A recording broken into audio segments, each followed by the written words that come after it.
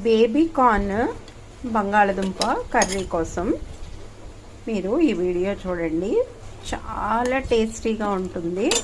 మనం వండే విధానాన్ని చెప్తాను. లాస్ట్లో మనం కొంచెం కొత్తిమీరను కూడా గార్నిష్ చేసేసుకోవాలి. సో దీని తయారీ విధానాన్ని ఇప్పుడు చూద్దాం. మనకు కావాల్సింది బేబీ కార్న్. ఇవి డిపార్ట్మెంటల్ స్టోర్స్లో దొరుకుతాయి. నెక్స్ట్ ఉల్లిపాయ, పచ్చిమిరపకాయలు, 2 పెద్ద టమాటోలు పీసెస్, నెక్స్ట్ మసాలా, ఒక 2 బంగాళదుంపలు. వీటిలన్నిటిని పీసెస్గా కట్ చేసుకోవాలి. దీన్ని కూడా ఉల్లిపాయలు వేగిన తర్వాత బేబీ కార్న్, ఒక 2 బంగాళదుంపలు, నెక్స్ట్ మసాలా వేసి కొంచెం ఇలాగా మగ్గించాలి. తర్వాత టమాటో పీసెస్ని కూడా ఇందులో మనం యాడ్ చేసుకోవాలి.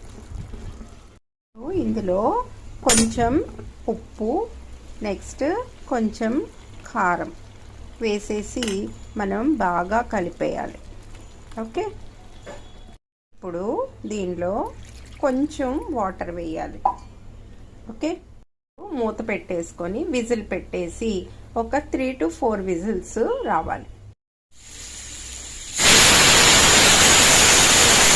3 విజిల్స్ రావడమే, తర్వాత దగ్గరకు చేసుకోవడమే కర్రీ, అంతే.